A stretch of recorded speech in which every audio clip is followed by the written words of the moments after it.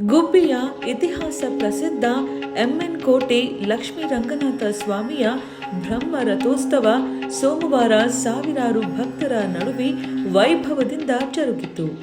ಆಷಾಢ ಮಾಸದಲ್ಲಿ ನಡೆಯುವ ಶ್ರೀ ಲಕ್ಷ್ಮೀ ರಂಗನಾಥ ಸ್ವಾಮಿಯ ಬ್ರಹ್ಮ ರಥೋತ್ಸವಕ್ಕೆ ಹೊಸದಾಗಿ ಮದುವೆಯಾದ ಜೋಡಿಗಳು ರಥೋತ್ಸವದಲ್ಲಿ ಭಾಗವಹಿಸುವುದು ವಿಶೇಷವಾಗಿತ್ತು. ಪ್ರತಿ ವರ್ಷವೂ ಕೂಡ ಏಕಾದಶಿಯಂದು ಬ್ರಹ್ಮ ರಥೋತ್ಸವ ನಡೆಯುತ್ತದೆ. ವಾಡಿಕೆಯಂತೆ ಮಧ್ಯಾಹ್ನ ಆರಂಭವಾದ ಬ್ರಹ್ಮ ರಥೋತ್ಸವ ಶ್ರೀ ನಾಗಸಂದ್ರ ಕೆಂಪಮ್ಮ ದೇವಿ ಹಾಗೂ ಎನ್ ಕೋಟೆ ಶ್ರೀ ಕೊಲ್ಲಾಪುರದಮ್ಮ ದೇವರುಗಳ ಆಗಮನದೊಂದಿಗೆ ರಥೋತ್ಸವ ಆರಂಭವಾಯಿತು.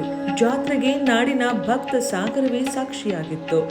ನಾಡಿನ ಮೂಲೆ ಮೂಲೆಗಳಿಂದ ಆಗಮಿಸಿದ ಭಕ್ತರು ವಿವಿಧ ಬಗೆಯ ಪುಷ್ಪಗಳಿಂದ ಅಲಂಕರಿಸಲಾಗಿದ್ದ ರಥೋತ್ಸವಕ್ಕೆ ಶ್ರೀ ಲಕ್ಷ್ಮೀ ರಂಗನಾಥ ಸ್ವಾಮಿಯನ್ನು ಕೂರಿಸುತ್ತಿದ್ದಂತೆ ನೆರೆದಿದ್ದ ಭಕ್ತರ ಹರ್ಷೋದ್ಧಾರ ಮುಗಿಲು ಮುಟ್ಟಿತು. ಭಕ್ತರು ವಿವಿಧ ಬಗೆಯ ಪುಷ್ಪಗಳಿಂದ ಅಲಂಕರಿಸಲಾಗಿದ್ದ ರಥೋತ್ಸವಕ್ಕೆ ಶ್ರೀ ಲಕ್ಷ್ಮೀ ರಂಗನಾಥ ಸ್ವಾಮಿಯನ್ನು ರಥವನ್ನು ಎಳೆಯಲು ನಾಮುಂದು ತಾಮುಂದು ಎಂದು ಮುಗಿ ಬೀಳುತ್ತಿದ್ದ ದೃಶ್ಯ ಸಾಮಾನ್ಯವಾಗಿ ಕಂಡುಬಂತು. ಭಕ್ತಾದಿಗಳಿಗೆ ಅಲ್ಲಲ್ಲಿ ಪಾನಕ ಫಲಹಾರ ವಿತರಿಸಲಾಯಿತು. ರಥೋತ್ಸವದಲ್ಲಿ ನಗಾರಿ ವಾದ್ಯ, ಚಂಡಿ ವಾದ್ಯ ನೋಡುಗರ ಜನರಿಗೆ ಆಕರ್ಷಣೆ ಮೂಡಿಸಿತು.